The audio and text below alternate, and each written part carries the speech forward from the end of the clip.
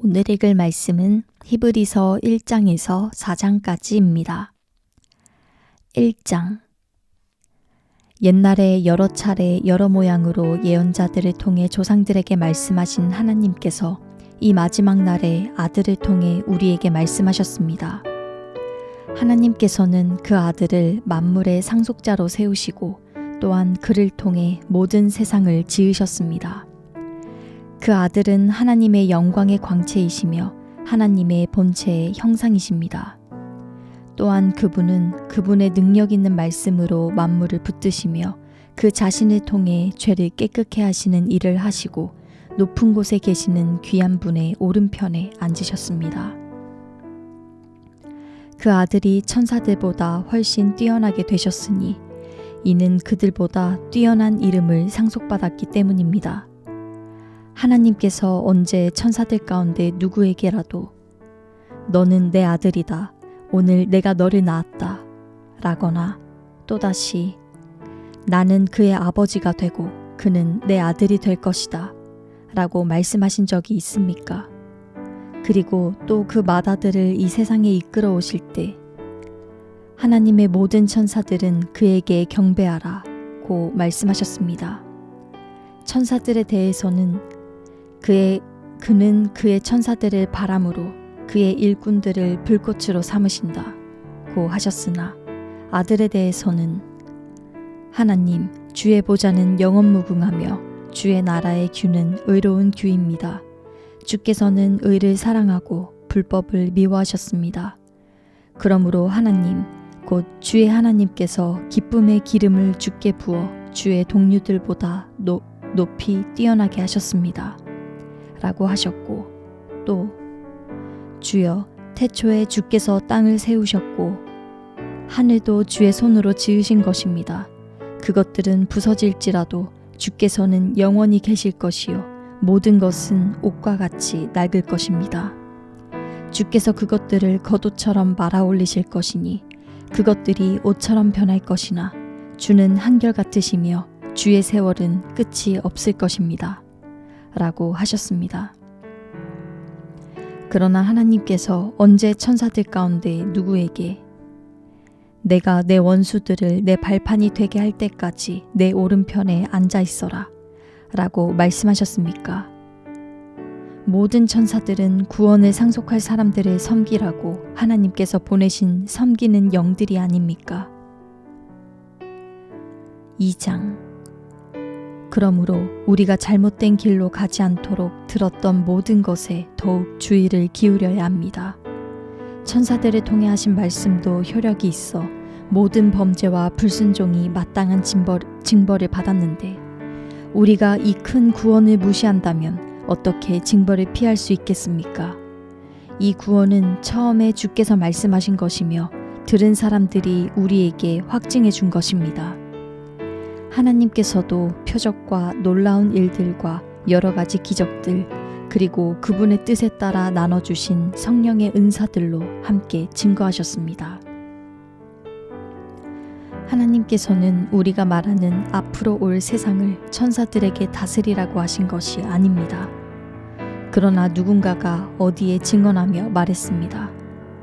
사람이 무엇이기에 그를 생각해 주시며 인자가 무엇이기에 그를 돌보십니까? 주께서 그를 잠시 동안 천사들보다 낮아지게 하시고 그에게 영광과 존귀의 관을 씌우셨습니다.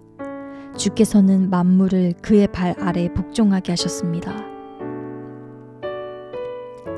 하나님께서는 만물을 그의 발 아래 복종하게 하심으로 그에게 복종하지 않은 것을 하나도 남기지 않으셨습니다. 그러나 지금은 우리가 아직 만물이 그에게 복종하는 것을 보지 못합니다. 다만 우리는 천사들보다 잠시 낮아지신 분, 곧 죽음의 고난을 통해 영광과 존귀로 관을 쓰신 예수를 바라봅니다. 이는 그분이 하나님의 은혜로 모든 사람을 위해 죽음을 맛보시려 함입니다.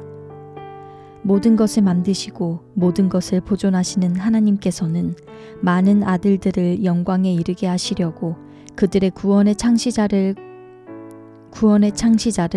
고난을 통해 완전케 하시는 것이 마땅합니다. 거룩하게 하시는 분과 거룩하게 된 사람들이 모두 한 분에게서 나왔습니다.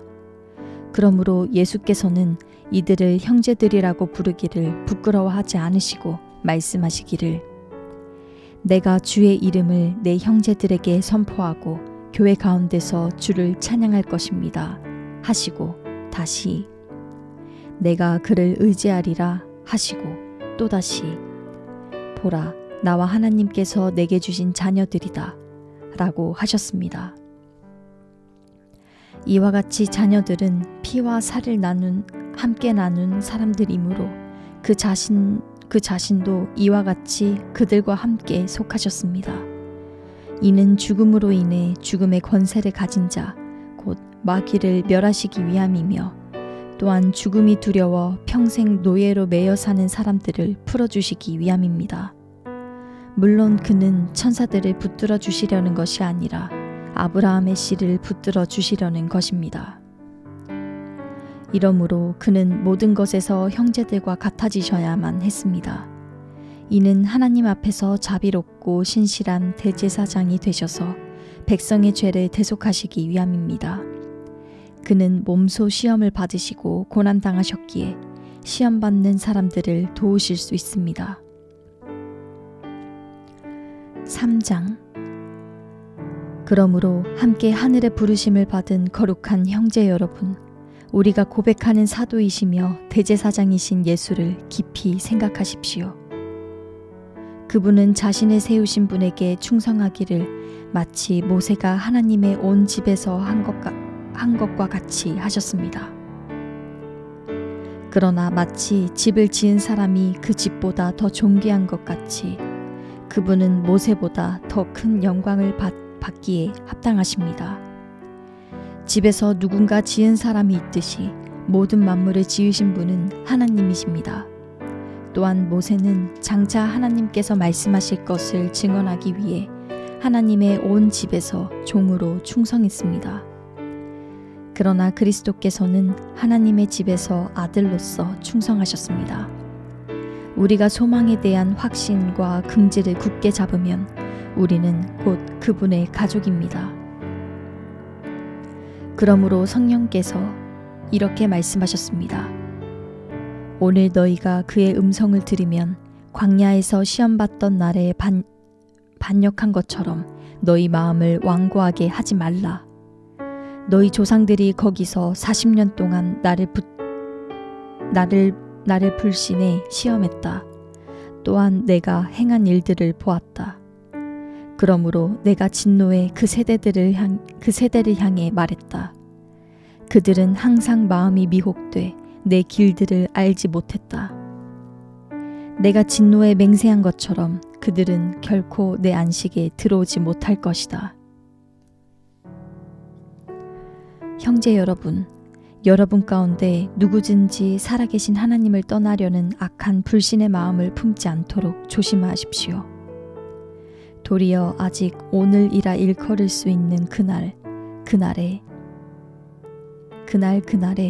여러분 가운데 누구라도 죄의 속임수로 완고해지지 않도록 서로를 격려하십시오. 이는 우리가 처음에 확신한 것을 끝까지 굳게 잡으면 그리스도와 함께 나누는 사람들이 되기 때문입니다. 오늘 너희가 그의 음성을 들으면 광야에서 시험받던 날에 반역한 것처럼 너희 마음을 완고하게 하지 말라 라고 말씀하실 때 듣고도 반역한 사람들이 누구였습니까?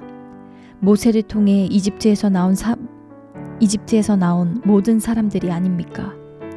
또 하나님께서 40년 동안 누구에게 진노하셨습니까? 죄를 저지르고 시체가 돼 광야에 쓰러진 사람들에게 아닙니까?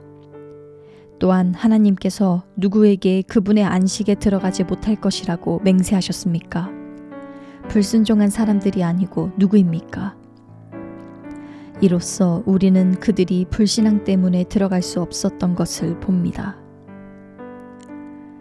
4장 그러므로 그분의 안식에 들어가리라는 약속이 남아있을 동안에 여러분 가운데 혹 누구라도 거기에 이르지 못하는 사람이 있을까 두려워합시다.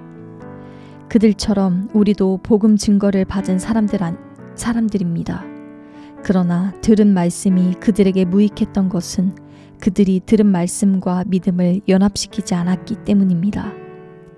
그런데 믿는 우리들은 그 안식에 들어갑니다.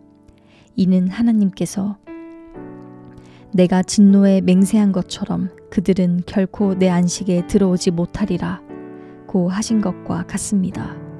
사실 세상이 창조된 이래로 그분의 일들이 이루어져 왔습니다. 어디엔가 제7일에 관해 이렇게 말씀하셨습니다. 그리고 하나님께서 일곱째 날에 그분의 모든 일을 쉬셨다.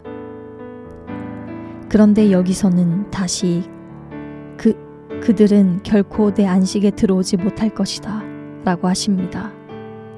이와 같이 이제 어떤 이들에게는 저 안식에 들어갈 기회가 남아있지만 복음을 먼저 전해들은 사람들은 불순종으로 인해 들어가지 못했습니다.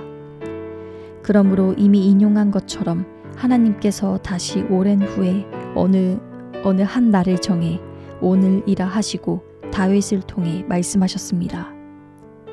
오늘 너희가 그의 음성을 듣거든 너희 마음을 완고하게 하지 말라. 만일 여호수아가 그들에게 안식을 주었더라면 하나님께서 나중에 다른 날에 대해 말씀하시지 않았을 것입니다. 그러므로 하나님의 백성에게는 안식이 남아 있습니다. 이는 하나님의 안식에 들어간 사람은 하나님께서 자신의 일을 쉬셨던 것처럼 그 자신도 자기의 일을 쉬기 때문입니다. 그러므로 누구든지 이와 같이 불순종의 본을 따라 멸망하지 않도록 우리가 저 안식에 들어가기를 힘씁시다. 하나님의 말씀은 살아있고 힘이 있으며 양날선 어떤 칼보다도 더 예리해 혼과 영과 관절과 골수까지 찔러 쪼개기까지 하며 마음의 생각과 의도를 분별해냅니다.